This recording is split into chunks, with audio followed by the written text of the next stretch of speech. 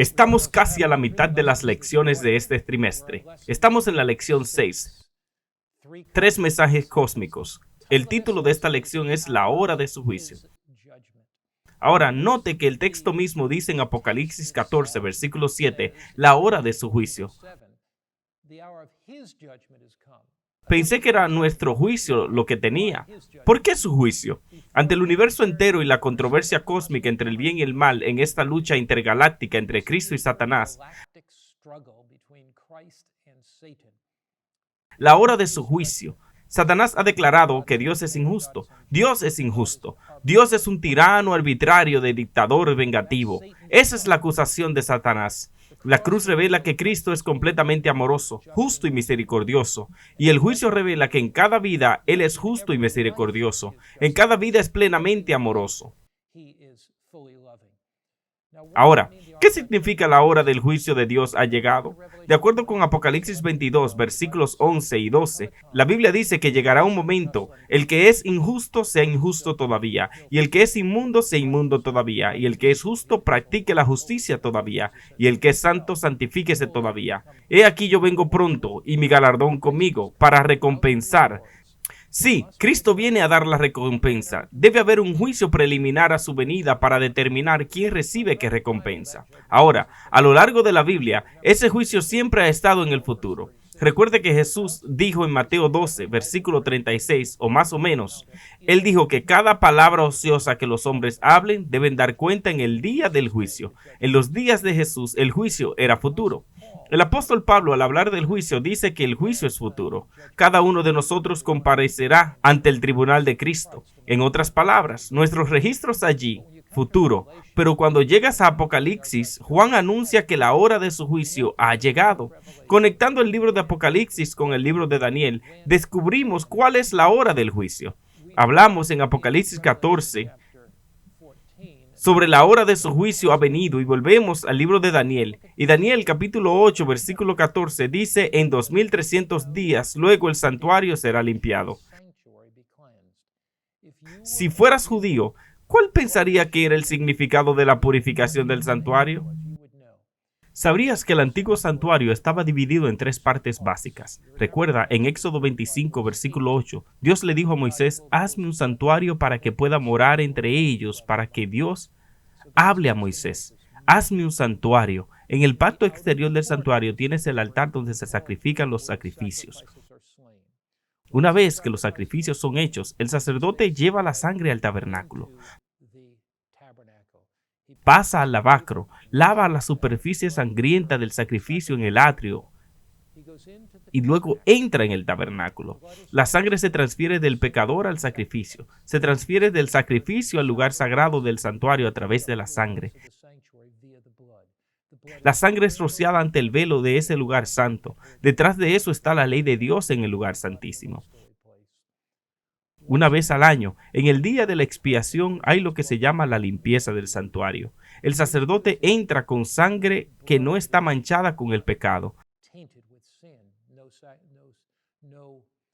sin pecados confesados sobre ella. Lo rocía para limpiar el santuario. Él sale del santuario y ese pecado es puesto sobre la cabeza del chivo expiatorio que representa a Satanás, quien carga con la culpa de todos nuestros pecados, y el macho cabrío va al desierto. Ahora, ¿cuál es el significado de esto? ¿Qué sucede en Israel en el día de la expiación? El día de la expiación por Israel, Yom Kippur, un día de juicio.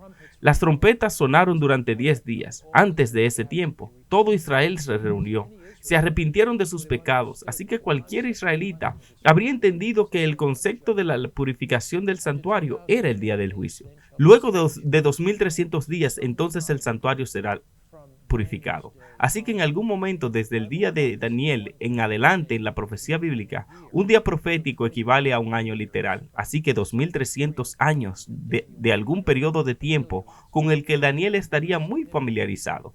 Algún periodo de tiempo que era muy significativo. Ahora, obviamente, el antiguo santuario literal habría sido destruido antes de ese tiempo. Pero encuentras allí que ese evento significativo, por supuesto, fue la salida del mandato de restaurar y construir a Jerusalén, que fue aprobado por Artajerjes en el 457 a.C. Para que los israelitas pudieran abandonar el cautiverio medo-persa, habían estado en cautiverio con los babilonios. Los persas derrotaron a los babilonios. Ahora los israelitas, por el decreto de Artajerjes, irían libres. Cuando miras esta profecía de 2300 años en Daniel 8, termina en Daniel capítulo 8, versículos 26 y 27. Daniel no lo entiende completamente y Daniel se desmaya. Él ora en Daniel 9, finalmente el ángel regresa. Ahora aquí está lo asombroso. En Daniel capítulo 9, tiene la profecía más pequeña que está cortada de los 2300 días, una profecía de 490 años que se aplica específicamente a la nación judía. Creo que lo más sorprendente es que esta profecía da una prueba matemática de la verdad del Mesías.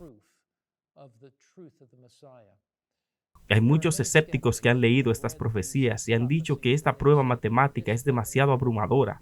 Esta prueba matemática es demasiado convincente y se convierten en cristianos.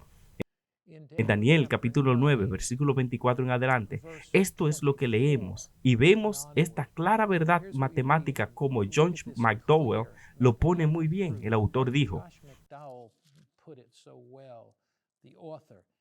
cuando te conviertes en cristiano, no revisas tus cerebros en las puertas. Hay evidencia adecuada de que Cristo es el Mesías. Hay pruebas adecuadas para el inicio del juicio en las Escrituras. Daniel capítulo 9, versículo 24 y en adelante. 70 semanas están determinadas para tu pueblo, es decir, para el pueblo de Daniel y para tu ciudad santa. ¿Quiénes eran el pueblo de Daniel? Eran los judíos, la nación de Israel. Durante ese tiempo el Mesías vendría. Él haría reconciliación por iniquidad y traería justicia eterna. Entonces el ángel le dice a Daniel: nadie entiende eso. Cuando el ángel dice que nadie entiende, queremos entenderlo y saberlo, ¿verdad? Sabe pues y entiende que desde la salida de la orden para restaurar y edificar a Jerusalén hasta el Mesías príncipe. ¿Quién es el Mesías príncipe? Es Jesús. Habrá 7 semanas y 62 semanas, 69 semanas. Así que desde el momento de la salida del mandato de reconstruir Jerusalén hasta la venida del Mesías, cuando Jesús sería ungido en su bautismo con el Espíritu Santo, la palabra Mesías significa el ungido. Serían 69 semanas proféticas. ¿Cuántos días en la semana literal? 7 por 69, 483. Así que 483 años desde el 457 a.C. hasta la venida del Mesías, ya que no hay año cero. Eso te lleva precisamente al año 27 después de Cristo.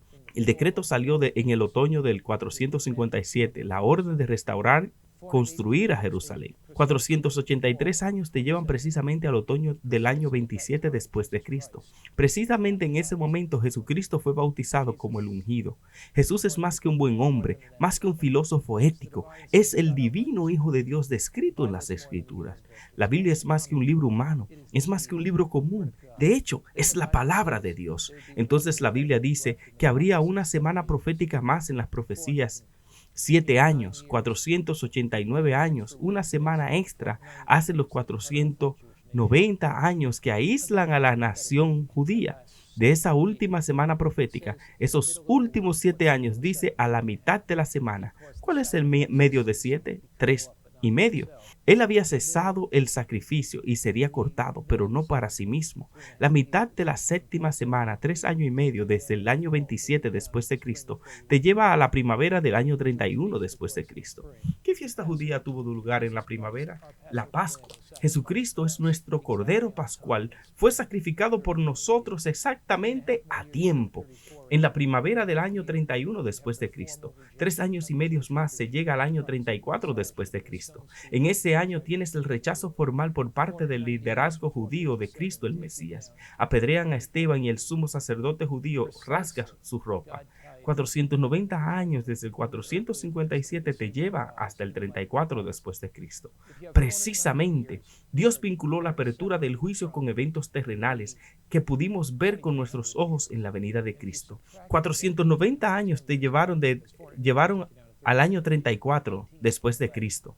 1810 años desde el año 34. ¿Hasta dónde te llevan? 1844.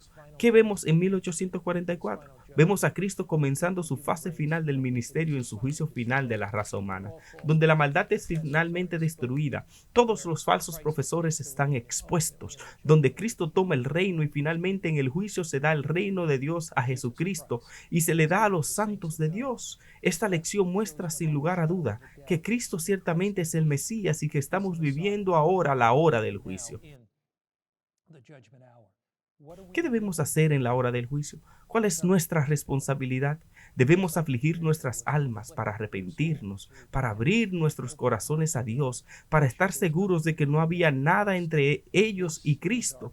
Este es nuestro llamado de la hora del juicio, para asegurarnos de que no haya una sola cosa entre nosotros y Jesús. Y la lección de la escuela sabática de esta semana enfatizamos el hecho del compromiso total y absoluto con Jesús.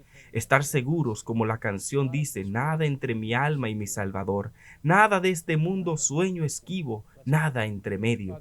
Oremos. Padre Celestial, no queremos nada en nuestra alma y nuestro Salvador. Anhelamos una cosa y es agradar a Jesús. Señor, quita todas las barreras de pecado en nuestra vida, límpianos por dentro y haznos uno contigo. Gracias en el nombre de Cristo.